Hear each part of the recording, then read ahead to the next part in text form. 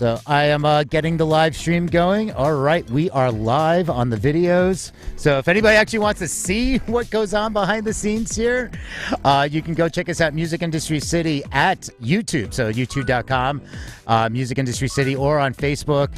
We're on a whole bunch of different platforms. I'm on Twitch. You would have to search for Peter Schwing on Twitch. But you also welcome people to join in the conversation that way. We get a lot of people tuning in, asking questions from there as well. So, and we're going to get started in just a moment. Hope everybody had a great weekend. We have a lot of news to cover and some news updates and festivals and a whole bunch of good things. Anything, Eli, that you saw that you're looking forward to talking about later? You know what? I saw a headline today about an acquisition of a huge streaming acquisition. I got really excited, but they're talking about streaming video, not really necessarily music. So I got excited for now. Right on. All right, I see Don Father is in the Twitch stream. Good to see you, and we're in the countdown.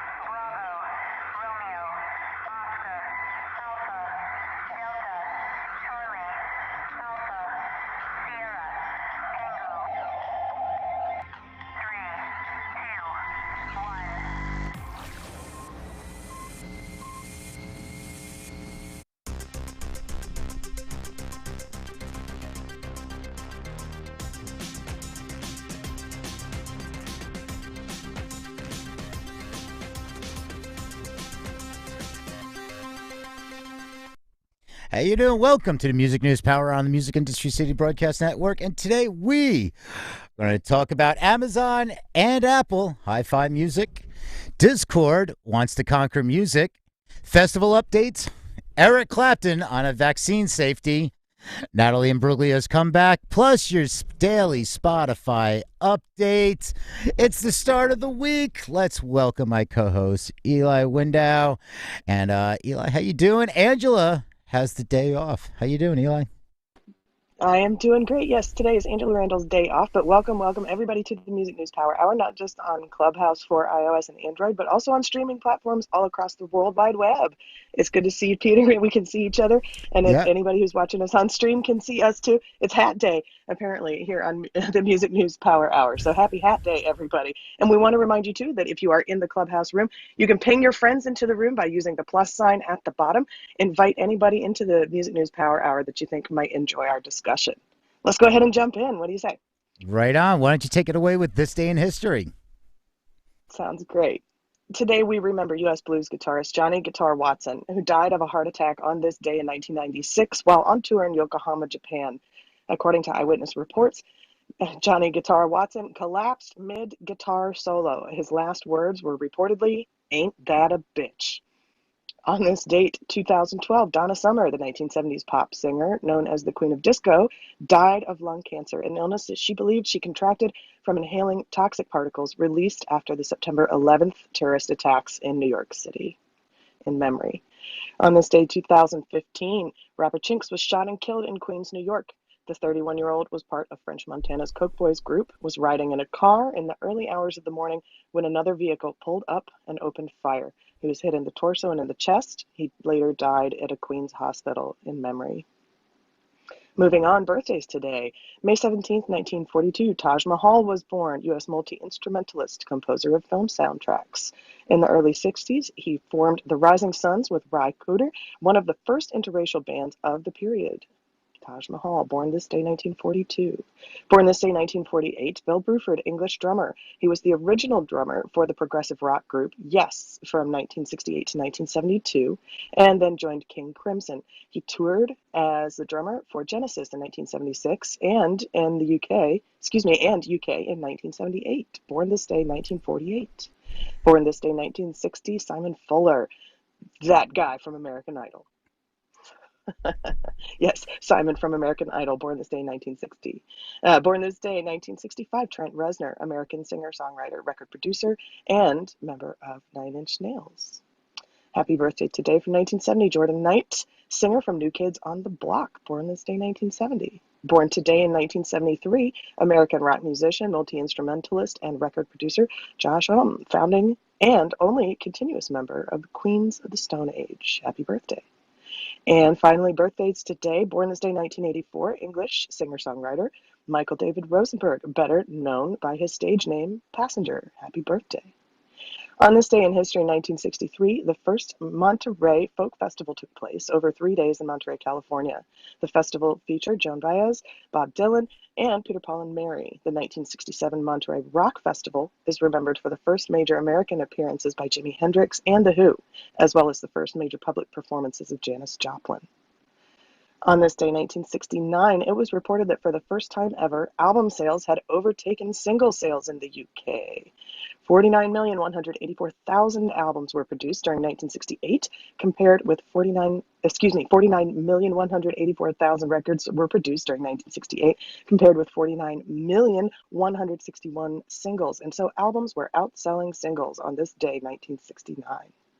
On this day, 1990, Nirvana played the last date of a North American tour at the Zoo in Boise, Idaho. This was Chad Channing's final gig with the band. Drummer Dave Grohl replaced him in September of this year after his band Scream split up. On this day, 2003, singer with the Stone Temple Pilots, Scott Weiland, was arrested on suspicion of drug possession after being stopped during a routine traffic search in Los Angeles. He was released on $10,000 bail.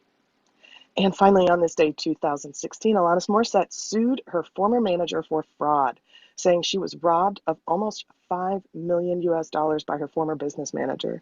In papers filed in Los Angeles County Superior Court, Alanis Morissette claimed that her former manager, Jonathan Schwartz, transferred money to his own accounts without permission. Schwartz said the transfers were made to fund a quote-unquote investment in a marijuana growing business for the singer and to avoid extra trips to the bank because the singer quote-unquote spends a lot of cash. Interesting reason for a manager to hold funds, isn't it?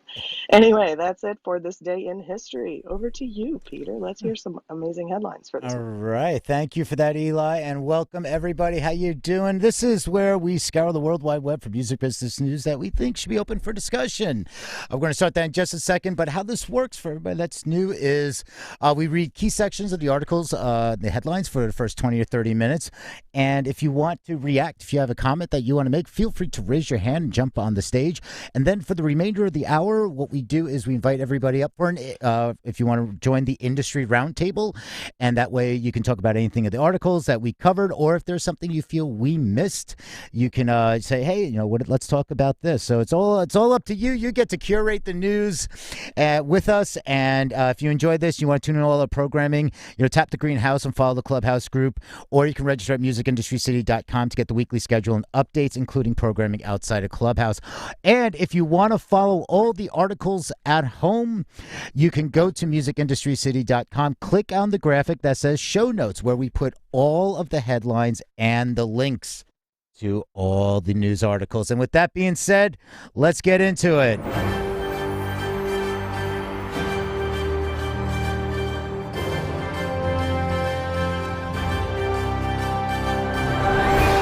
All right, and it starts off on TheVerge.com. And again, musicindustrycity.com. Click on the show notes, and that'll take you to the headlines where you can also read more of them later. So Apple teases major music announcements as lossless streaming rumors mount. And the quote is, "Get ready, music is about to change forever." Apple is teasing a major update, Apple Music announcement, saying, "Get ready." A post in the service's Browse tabs reads, quote, "Music is about to change forever." Tapping the image reveals an animated video, though it just consists of the music streaming service's logo spinning in place. The teaser, first reported by Mac Rumors, is believed to refer to Apple Music's Rumors lossless and high-res music streaming features. A launch of the new higher quality streaming is believed to be imminent after code referencing lossless and high-res lossless streaming tiers appeared in the service's Android and web apps. According to the code in the Android app, the lossless tier will support music streaming at 24-bit 48 hertz, a small step up from the regular CD quality of 16-bit 44 1.1K. With the high-res lossless tier will stream at 24-bit 192 kilohertz. Code in the Android app warns that these higher quality tiers will require more storage space and data to stream compared to existing quality.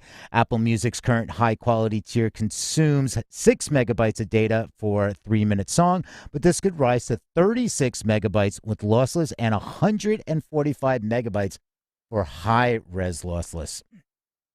The benefit, of course, should be better sounding audio, similar to what's already offered by the likes of Tidal, Amazon Music, High Def, and Deezer.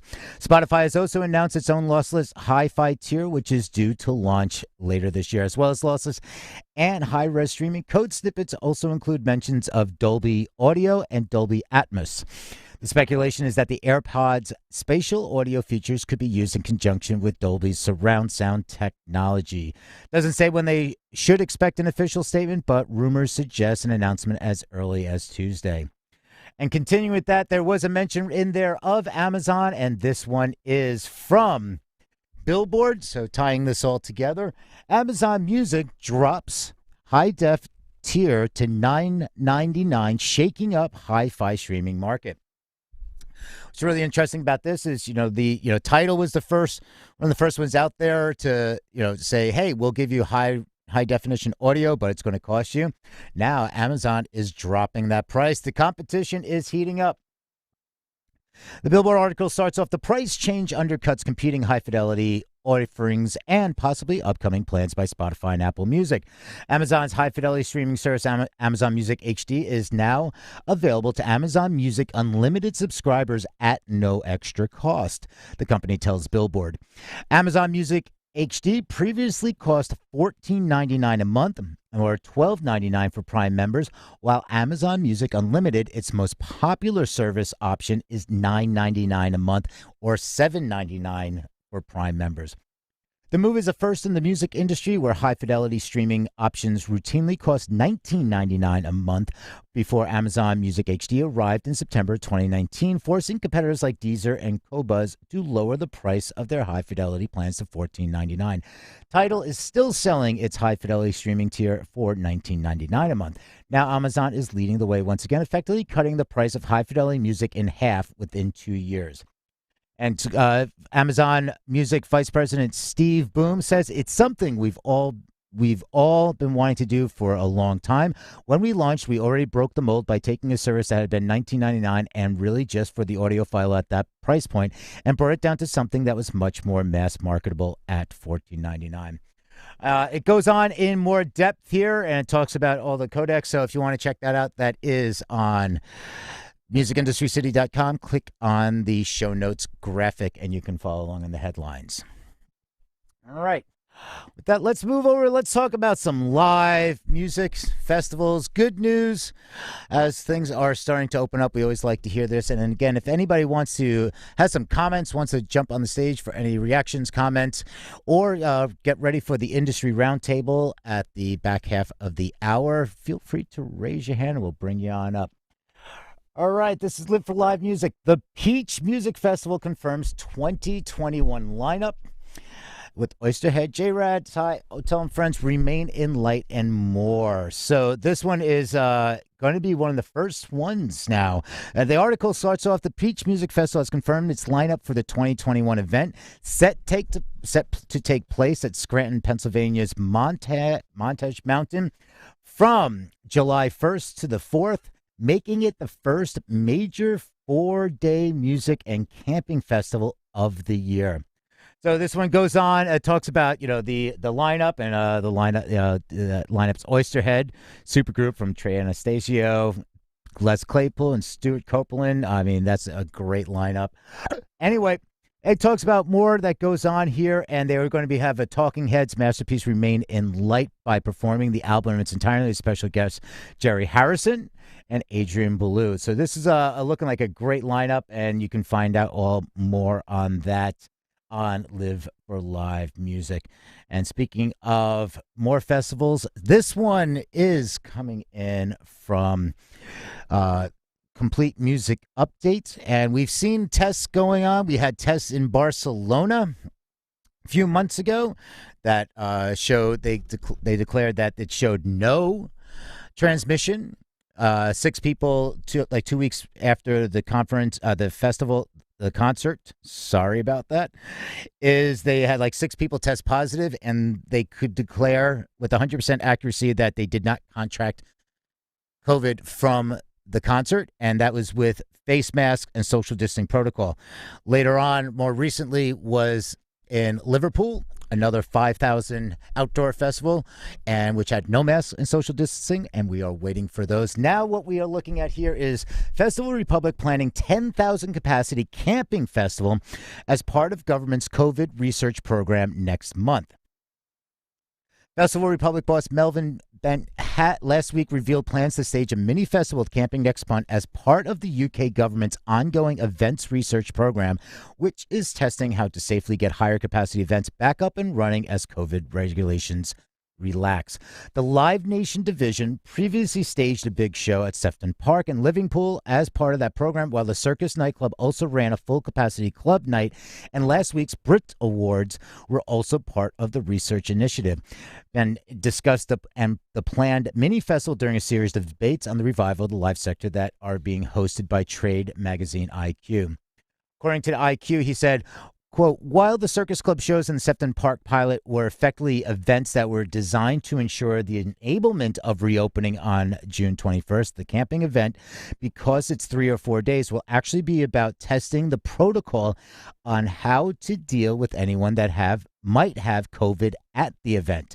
It's about testing the protocols around using COVID certifications on the NHS app, he went on, and is also around testing the protocols of what the Scientific Advisory Group for Emergencies here in the UK want, which is at-home testing for all attendees that don't have the vaccination and are not immune. The event will have a capacity of 10,000 people, double the audience of Sefton Park show. Quote, it's not like running Reading or Lollapalooza, Chicago, or anything like that, but it's a decent number and certainly a number they can adequately take data from and multiply. So it goes on a little bit more about, talking about, the Great Escape Conference and how things were discussed there. But again, now they're shifting the focus from transmission over to now how to, for emergency protocols and deal with people like that might have COVID on site. So it's an interesting change into the research platform. Andy, I know you're over there. Have you heard anything about this? No, I haven't. I didn't realize they were doing a 10,000 festival. I can only imagine the what's it, Monsters Inc. 2319 when somebody is found and huge tent pops up and people in the biohazard gear descend upon them and they're dragged off. I'm not quite sure what the protocols are going to be. Yeah. So and they're talking Making about making a festival sound like the end of ET. Yeah, exactly that. Everybody walk around with hazmat suits. It'll be like, so you'll have a new state, like not a stage area, but like a new area. It's like you walk into the white tents, and everybody, like the doctors have the hazmat suits, and they're all just like testing. So yeah, it'll be like an emergency triage or something. It will be interesting to see how it goes, though, and I've been quite critical of our government and the way they've handled things last year. But I think this slow process of doing tests here and there and seeing how they work out, and everybody who's going into it is going into it knowledgeably, I think is probably a really good way to do it. Right on. All right. And with that being said, we are going to move over to something from Music Business Worldwide. And of course, we can bring these back up. If somebody has some comments or thoughts, feel free to raise your hand and join in the conversation. And we're going to be over to the Industry Roundtable in just a few moments. This one from Music Business Worldwide is Unearthing the Music Industry's Buried Treasure. I found this interesting. Not going to get into the whole article, but it's something that was interesting about catalogs. And we see what has been going on and valuations, but this taken a different approach. The article begins, the music industry continues to be awash with stories of companies buying proven catalog for mega money sums, But what about unproven catalog? Example, music released years ago that for whatever reason never got the commercial due it deserved. Chris Sheehan, founder of UK-based Carousel Music, believes there is huge potential, both economically and culturally speaking, in unearthing such forgotten masterpieces, dusting them down, and making new audiences care deeply about them. With this in mind, Carousel Music has just launched a new label venture, Buried Treasure, which aims to breathe life and revenue into lost legends. So he explains his thinking. As the catalog world is booming, and whilst I understand why giants are chasing the nine-figure deals, I think investors are missing a trick only by focusing on eternal fountain of juice squeezed from well-known, well-ripened fruits. While it's arguably a different job to re-energize and a legendary catalog, I would argue that working on lost records and the artists that has potential to be far more rewarding for the soul. I also believe for those with the right resources, this can potentially be very profitable indeed, both for the artist and whoever is getting behind them. So unlike traditional well-known catalog campaigns, Carousel Music's Buried Treasure are focused on those artists known to hardcore fans. These are records that stop you in your tracks, that are impeccably recorded and have two ingredients above all that we exist for: great songs and authenticity. I don't care how many streams, YouTube views, or TikTok cat fright cucumber videos they've racked up. I want consistent authenticity across the records. Everything else we'll fight for together alongside our allies.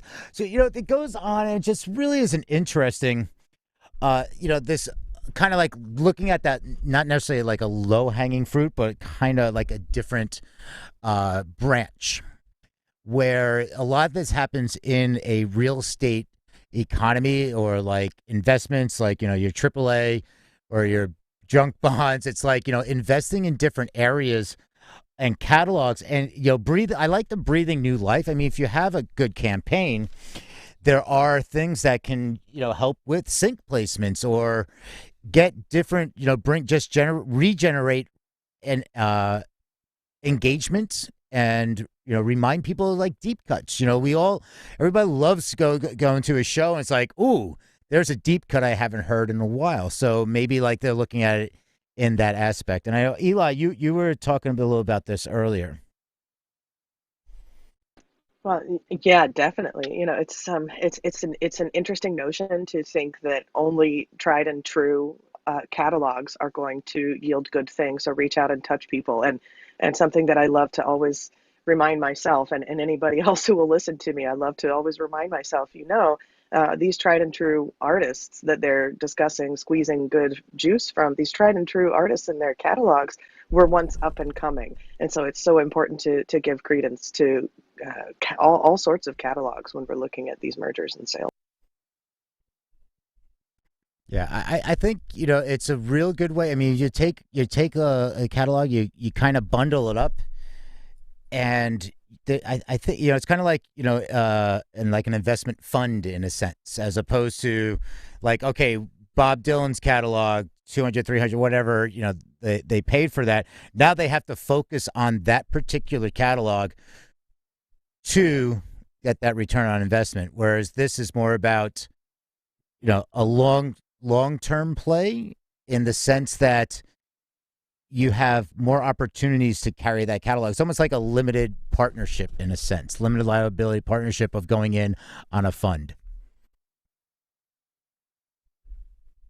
So we'll see.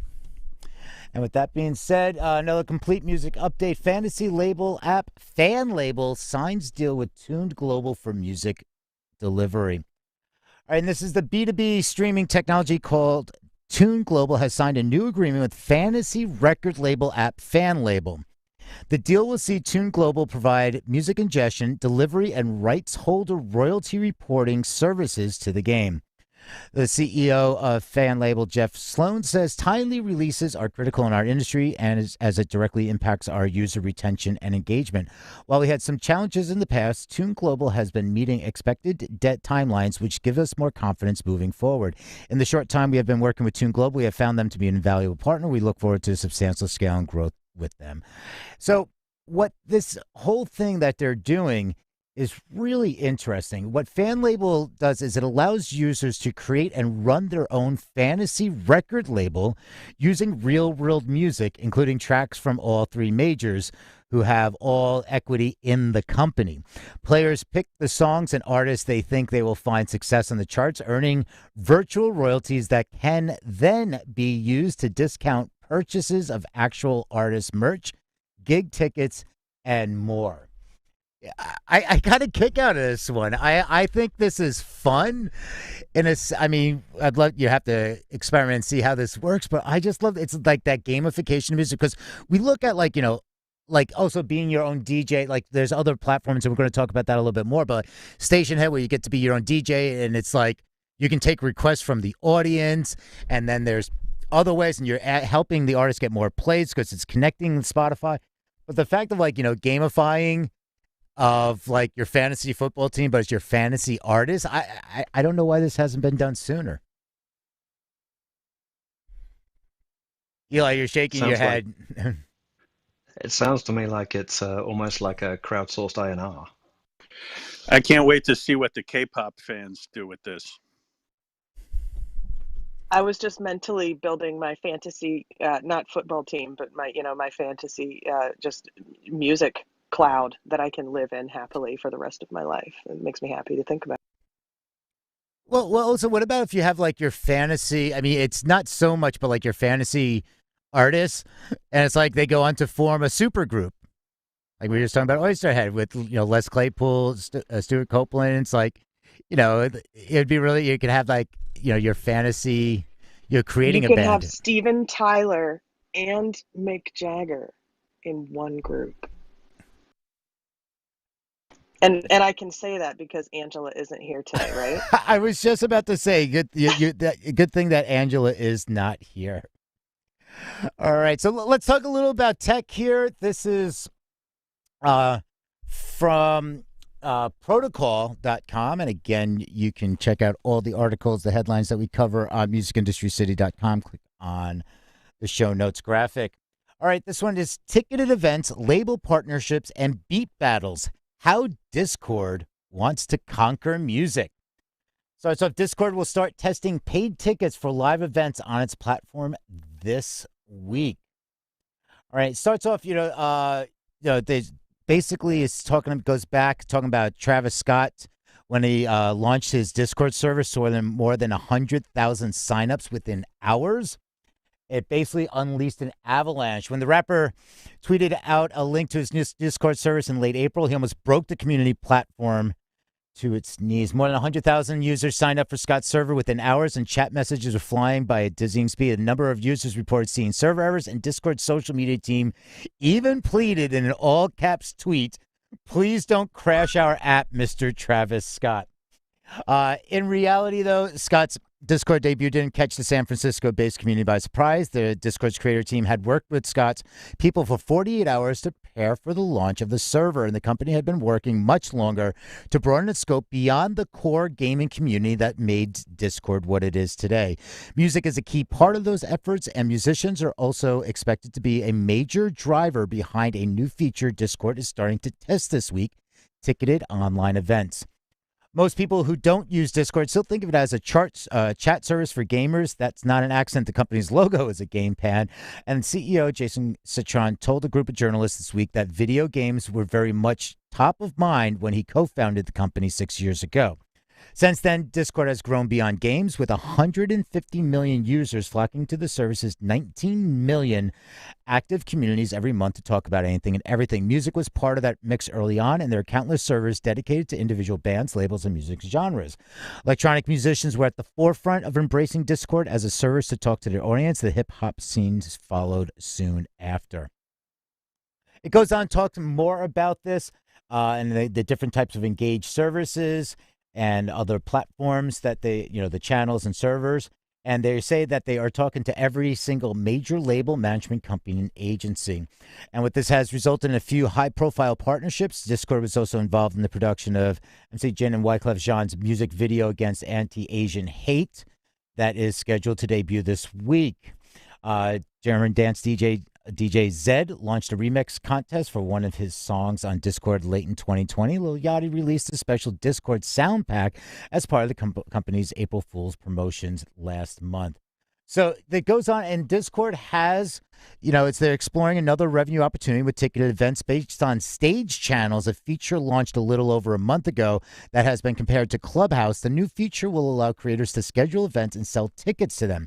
Discord didn't share a lot of details about these ticket events in advance, with Director of Engineering describing it as an experiment of sorts. Quote, "We are doing a very small closed beta with a few of our diverse community servers." One of the details executives aren't saying, at least for now, is how much the ticketing revenue the company will be sharing with creators.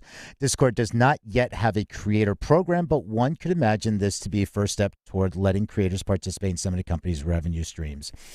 So this is really interesting what Discord's doing. It's been compared to like the Clubhouse, then they have the stage. They are starting to allow for your events to be, so if you host an event, it's searchable. They're going to have a searchable directory. It's really interesting, to see how Discord has gone from gaming. It's always been like, the kind of the misfits, I guess you can say. It's like that underground, the tech, the gamers. Then it was about like music, technology, VR, and a lot's going on there. And they're really tiny. I think what Discord is doing, I like what they're doing. Does anybody else see or actually use Discord or have any of their artists or roster that building those Discord communities?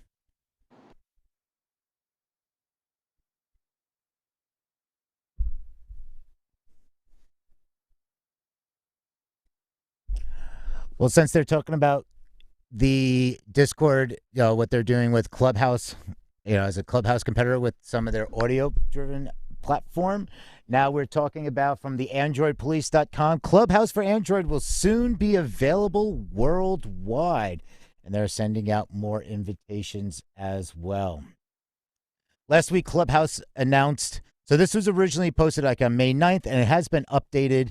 It gets updated constantly here. So last week, Clubhouse announced that its highly anticipated Android app was finally real, at least in a sense there were a few people using it. At the time, it was limited to friendly testers and closed beta, and now it's available for all Android. Well, sort of. All is still limited to those who have invitations to the audio chat room service. But hey, at least you can use the app to reserve a username. It goes on, of course, talking about the growth and everything on about Clubhouse and how to get around it.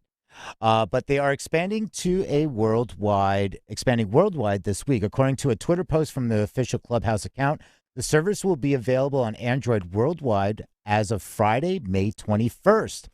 In addition, Clubhouse has been iterating the beta version of Android rapidly. There have been 4 new versions of the app posted within the last week, chronicled on APK Mirror, and app descriptions say they're opening up new users and issuing invitations rapidly. Other news outlets have guessed that Clubhouse is viewing Android as a means of keeping up with its breakneck pace of expansion as downloads of the iOS app have stalled, apparently saturating its market of potential users. Opening up the service to 1 billion or so Android users and doing so as quickly as possible would make it a lot of sense. And that's the end of the update there. We are welcoming our Green Bubble friends over to Clubhouse. And speaking of that, if you do have some Android friends, make sure to kind of ping them in room because they might not be following everybody yet, and we'd love to have them join in the conversation here because there's plenty of amazing people out there on the Android platform. We'd love to have them join the conversation. With that being said, Eli, let's kick it over to you. I think we have a weather report. We definitely do have a weather report, and of course, our weather report is going to have to work for all of our viewers. Hello to all of our viewers around the world, around the globe, on stream, and hello to everyone in the Clubhouse room. Like Peter said, be sure that you ping your friends into the room. You can also raise your hand to join the discussion. But let's take a look at the weather for all of our viewers and listeners around the globe. Those aren't raindrops that keep falling on your head. That's condensation from the air conditioner upstairs. Back over to you, Peter. That is always the New York City fear. It's like, hey, it's like, what was that? Was that rain or is that just dirty water falling from the air conditioner? Yeah, it's the other thing in the city is also then when it's winter, you have to watch out for falling snow, bricks of snow. PSA.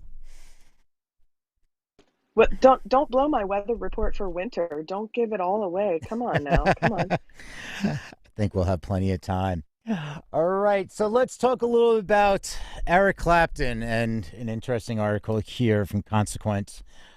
Eric Clapton decries pandemic response, vaccine safety in an angry letter. So the article starts off with a quote by him. "It's hard to bite my tongue with what I know now." Eric Clapton has penned an angry missive decrying the global response to the coronavirus pandemic as well as pro-vaccine propaganda, which he says overstates safety and effectiveness. As Rolling Stone points out, Clapton shared his thoughts in a letter to anti-lockdown activist Robin Grazielli, who subsequently posted it to Telegram. In questioning the British government's response to the pandemic, Clapton said he, quote, looked for heroes in the house. He proceeded to name-check several COVID conspiracy theorists and anti-lockdown advocates, including fellow musician Van Morrison, who himself decried socially distanced concerts as, quote, pseudoscience. Clapton and Morrison eventually teamed up to record an anti-lockdown song called Stand and Deliver in 2020. This past February, Clapton received his first dose of COVID-19 vaccine and, quote, straight away had severe reactions which lasted 10 days. He claims his reaction to the second dose was even worse as, quote, my hands and feet were either frozen, numb, or burning and pretty much useless for 2 weeks. I feared I would never play again. I suffer with peripheral neuropathy and should never have gone near the needle. But the propaganda said the vaccine was safe for everyone. The experience led Clapton to question the safety and effectiveness of vaccines, and after encountering a group of like-minded anti-vaxxers, quote, I feel like a veil has been lifted, that I was no longer alone, that it was okay, in fact essential, to hold onto my intuition and follow my heart. I continue to tread the path of passive rebellion and try to toe the line in order to be able to actively love my family, but it's hard to bite my tongue with what I now know. In closing his letter, Clapton quoted lyrics from his second collaboration with Morrison, Where Have All the Rebels Gone?, which appears on Morrison's new album. Quote, it's not aggressive or provocative. It just asks, where have all the rebels gone? Hiding behind their computer screens. Where's the spirit? Where's the soul? Where have all the rebels gone? Clapton added, I've been a rebel all my life against tyranny and arrogant authority, which is what we now have. But I also crave fellowship, compassion, and love, and that I find here. I believe with these things we can prevail. Is this one of those, why should we listen to the artist? Or, people have this outcry where it's like, artists should stand up and vocalize and talk about, say, hey, these are things that are important. And then when they don't stand up for, like in politics, whether it's a popular or unpopular statement, it's like if it's the popular statement, the artist is great. But if it's an unpopular statement, everybody's like, shut up. Is this another instance of it doesn't matter whether you sit, stand, or kneel, you're wrong no matter what? Is this another case of you're wrong if you don't speak up and you're wrong if you do? I think it's more of a case of old man yells at clouds. Yep. Yeah, that's for me, actually it's a going to be bit like. That's the weather forecast for tomorrow. Old man yells at clouds. Yeah, to me, this does feel like, Eric Clapton isn't a known public health expert. But thankfully, only 230 people picked up on his point. Well, with that being said, sorry, Andy. No, I was only going to say I'm pretty sure that was the physical sales, wasn't it? It says it somewhere in the article. Oh, 213, I think. Yeah, I didn't. I probably just skipped over that because the relevancy of some things. But yeah, 213 sales. Yeah. Right. Well, let me just say this: if they're asking where have all the rebels gone, then what's more rebel than just not even buying the track? That's pretty rebel.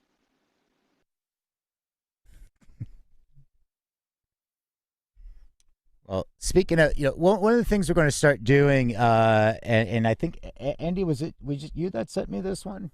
we're going to start focusing on just a couple album releases. So we don't want to always have like good news, bad news. We want to have some kind of, and we aren't going to do album releases for everyone because we would be here all day. But sometimes one comes out of the woodwork that hasn't released an album in a while, so it's good to bring it back to that attention. So this one is from the officialcharts.com. Natalie Imbruglia teases new album. It's a beautiful thing. The singer-songwriter is gearing up to release her first album of original material in 12 years. She revealed that she is close to completing work on her new album. The singer-songwriter shared an update on her new album on social media, teasing that fans won't have to wait much longer before they hear the record. Writing on Instagram, she said, quote, "Sorry I haven't posted in a while. I've been busy behind the scenes getting ready for new music to drop, shooting a video, working on artwork. It's a beautiful thing. Hashtag not long now." Natalie announced she had signed a new record deal with BMG in 2019 and was writing songs for the new album, her first collection of original songs in 12 years since 2009's Come to Life.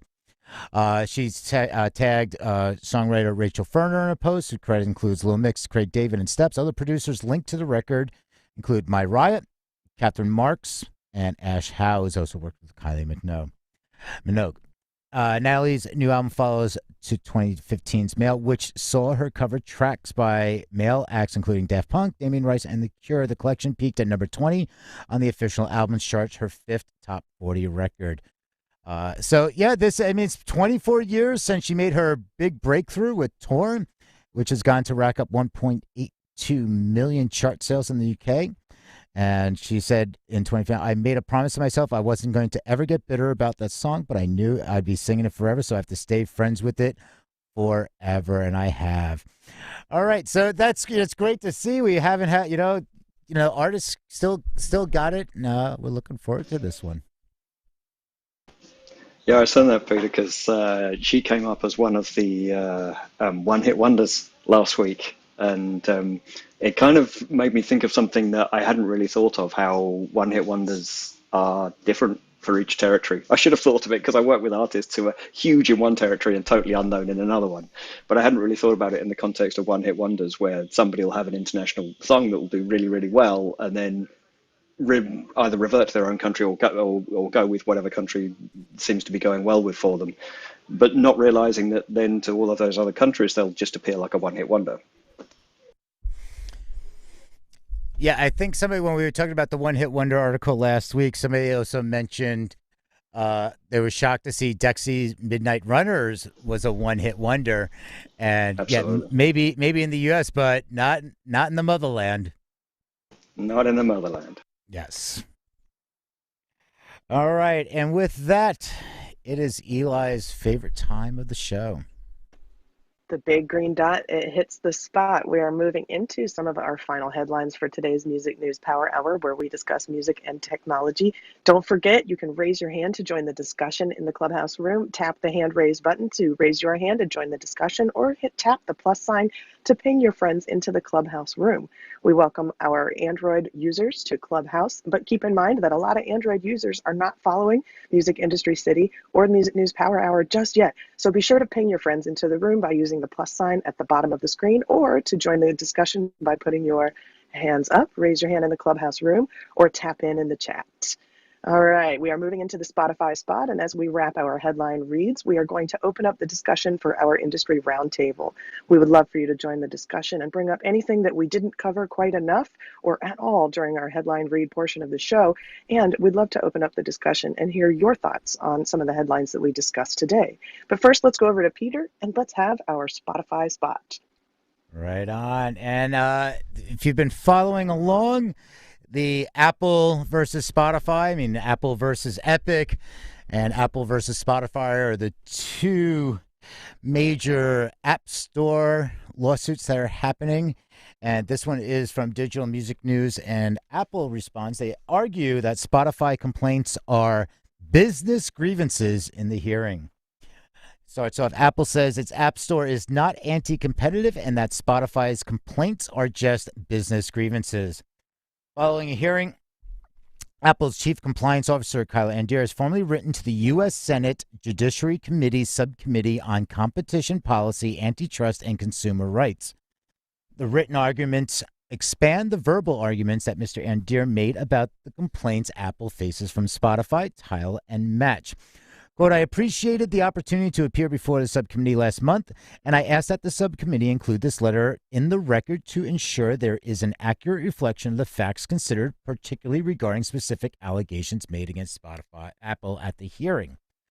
And goes on, Spotify pays a commission on less than 1% of its premium subscribers. When Apple reduced commission applicable to Spotify, Spotify did not reduce its prices for its customers, notwithstanding Spotify's witnesses' testimony that paying Apple's 30% tax would have forced us to raise consumer prices. Andir also rebutted witness testimony for Spotify that claims Apple has gag orders in place. Quote, in fact, Apple does not prohibit developers from communicating with their customers. Apple simply says that developers cannot redirect customers who are in the App Store to leave the App Store and go elsewhere. The developers who testified at the hearings were among some of the largest and most successful on the App Store, and their testimony was focused more on the grievances related to business disputes with Apple than on competition concerns with the App Store. And finally, rather than demonstrating a problem with competition, these witnesses representing companies that have thrived in Apple's ecosystem showcased how Apple and the iOS ecosystem foster competition. So it wraps up Spotify's Tile and Match were the three companies that received point-by-point rebuttals. All three of these companies joined the Coalition for App Fairness to try and force Apple's hand to change its commission rules. That effort has partially succeeded as Apple has changed its commission rules, but those changes only impact small-time developers. Even Google made some changes to its commission structure so that businesses which make under $1 million per year are only subject to a 15% fee instead of the 30%. Google's model includes Spotify and other coalition members who will only pay a 15% commission on their first million generated. And that is it for the Spotify spot and the reads. All right. Let's get into the roundtable.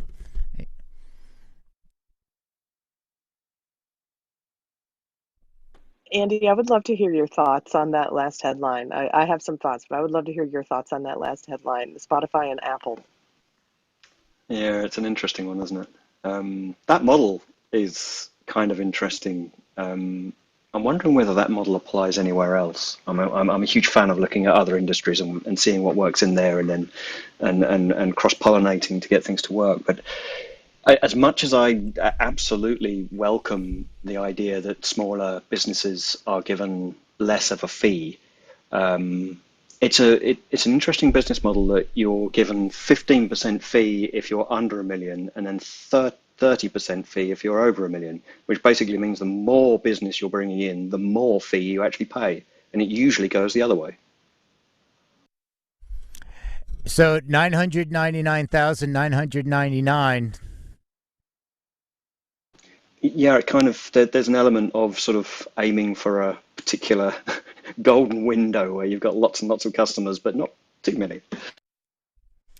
So if that's where you're sitting in terms of your customers, do you like deliberately try to unfriend a customer so you don't cross that threshold? I'm joking. It's just it is an interesting notion to think about, that would be a target for a business to keep customers capped. Seems like a very interesting business model indeed. So that I have a lot of thoughts about that last headline, but yeah, Andy, I wondered what your thoughts were about that, because that's a lot to unpack right there. It sure is, and as a business who's looking to sort of get into that app space and in music, it's a lot to unpack. They talk about this on one of the other podcasts I listen to, and the companies that are in the plus $1 million revenue realm, they do use a vast majority of the services, the download services, the server space, etc. Yeah, I kind of get that as a principle, but you're as you go up in customers, you're going up in the amount of money you're giving to them for that. And I'm not dissing them for it. I'm just curious as whether there's anybody else who works on that model. Usually, the more business you give somebody, the better percentages you get. And I can understand how it's ended up at this spot, but it would have been a weird place to have started at. If you started out in business and said, okay, if you do under 1 million, we're only going to give you a certain amount of. But if you go over 1 million, we're going to actually start charging you more. That's actually kind of quite a weird dynamic to go to your customers with. But on the flip side, it's those small shops. Like let's take a Starbucks versus a small coffee shop and credit card processing fees. What if like I think what they're saying is like our fee is 30%. That's our fee. But we're going to help the smaller companies that are trying to break through by giving them a discount, as opposed to saying that once you hit a threshold, we're going to charge you more. It's about giving the discount to the smaller coffee shop on the credit card processing fees. That's not a Starbucks that can actually handle that a little bit better.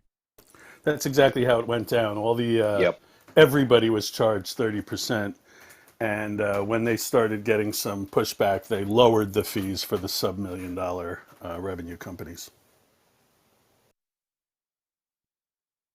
And from I get that, and I can totally buy into that as a sort of reduction, and I didn't quite get the context of the Spotify reaction or the reaction to what Spotify had done. Were they basically saying that when we were charging more, you said you were going to have to charge your customers more, but when we reduced it, you didn't charge your customers less? Was that the context of what the article said? I believe so, yeah. And I'm going to scroll through this again. So what they were saying is he was saying Spotify pays a commission on less than 1% of its premium subscribers. When Apple reduced commission applicable to Spotify, Spotify did not reduce its prices for customers. That's part of the complaint, okay? Notwithstanding Spotify wins terms that paying 30%, Apple's 30% tax would have forced us to raise consumer prices. So that's part of the complaint. And then tying this in is what they're saying, like Google made the changes. Okay, is saying that Google made changes to commission structure so that businesses which make under 1 million per year are only subject to a 15% fee instead of the full 30% fee. Google's model includes Spotify and other coalition members who only pay 15% commission on their first million generated.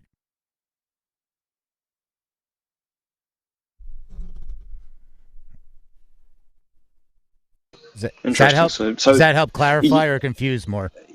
Yeah, I was where I was trying to get to was that I could see that Spotify, say just talking round figures, £10 or $10 a month. But if the sale is made through the platform, suddenly they're only getting $7 a month. So they're saying that they might then have to charge more for their customers because they're not getting the full $10. So then when it drops down to 15% rather than 30%, they're now getting what, 850 850 a month. They're still not getting the £10 a month. So they're still not able to pass that on to the customer, as it were. They're still getting less than what they do what they do off platform. So I was just curious as to whether that's where they were going with that. But at the same time, is that the cost of doing business when you attract customers from another platform to your platform and it is not a direct sale? So, I mean, I don't know. There's so much to unpack. Yeah, I think you're absolutely right. You know, it's very easy for us. I mean, people talk about advertising, Facebook, and all of these things. It's very easy to forget that we all have access to these things and infrastructure and marketing and everything else that's been put in place to get them to where they are. That's what everybody's paying for.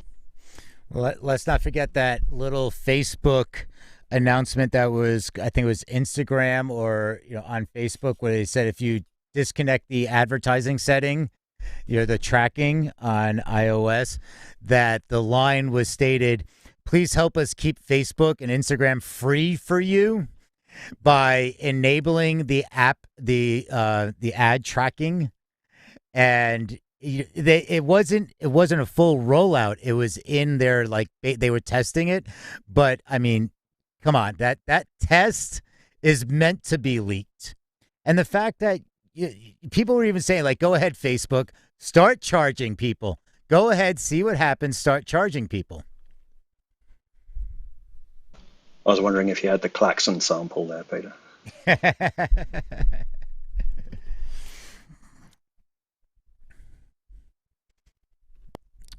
Yeah, I had a interesting thought with my distro kid. I'm seeing more uh, streams on Spotify than Apple. Is that because of my playlist that are in Spotify? I don't mean to get off track what you're talking about, but wanted to ask. Yeah, that could be a lot of things. I think that's one of those topics that we could probably start a whole separate clubhouse room and spend a whole separate hour talking about that. But there could be a lot of reasons for that.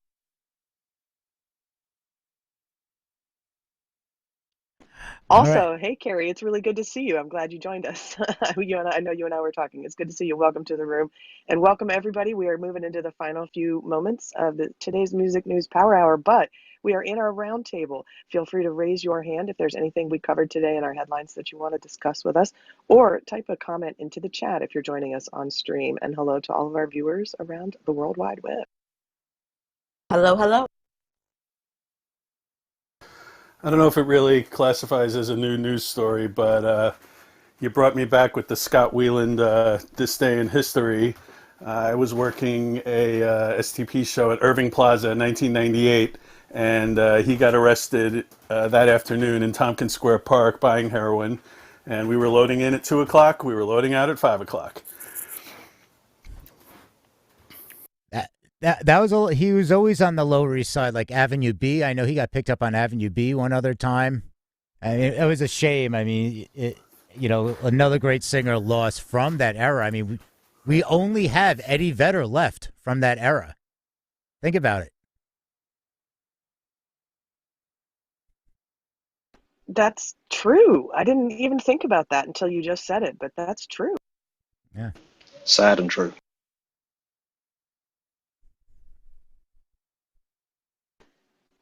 Wow. Craziness. I just had, my head just exploded there momentarily at that revelation. Yeah, we are losing so many amazing musicians from so many genres, and truly, it almost feels like eras gone by that were part of our lifetimes. But indeed, I don't know about you guys, but I'm thankful that I've been able to be a part of music for as long as I have and for as many genres as I have. And if there are certain frontmen that can't be with us anymore, then oh, for crying out loud, at least we got to see him, right? We got to go to the concert and shout, and we were mask free also back in those days.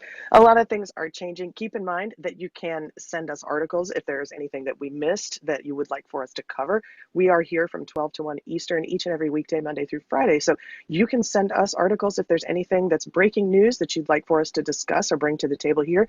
Feel free to send that in. You can hit the little green Monopoly house at the top of the clubhouse room to follow the club.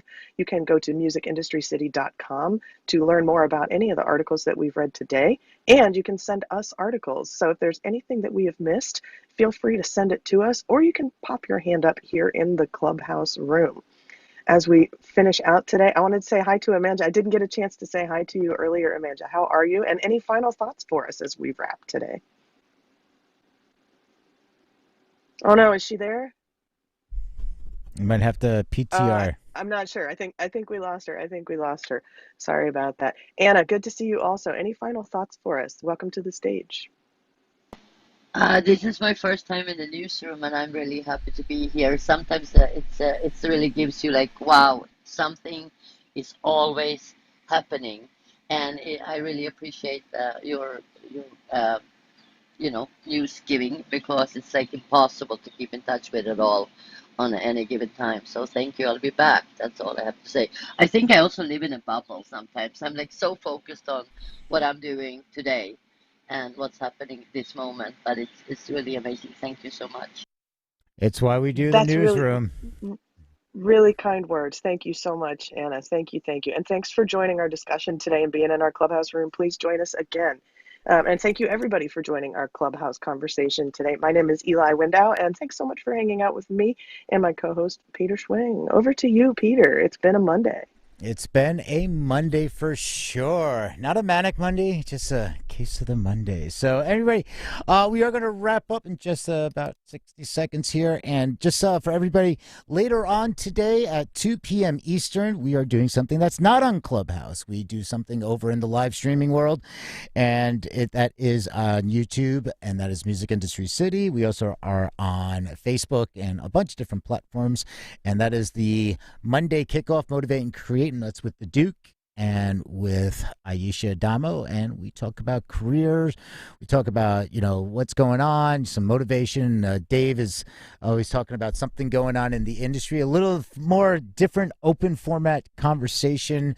You can tune in and join in the chat. We do not do that on Clubhouse, so it is only live streamed on video. And if you are not already, check out musicindustrycity.com, where you can sign up and register to become a resident of the city for free, and that way you get the schedule. So anyway, great to see everybody here. Thanks for checking us out. And tomorrow we start off the day with the Good Day Music World, What's on Your Mind. We do that at 11 a.m. Eastern, and then we go right into the Music News Power Hour at 12 p.m. Eastern. Once again, thank you to my co-host Eli and everybody else, and we will see you tomorrow. Have a great day. Happy Monday, everybody. I hope you have a great day today. You too, guys. See ya. See you soon. Marvelous Monday indeed to all. I like that. A marvelous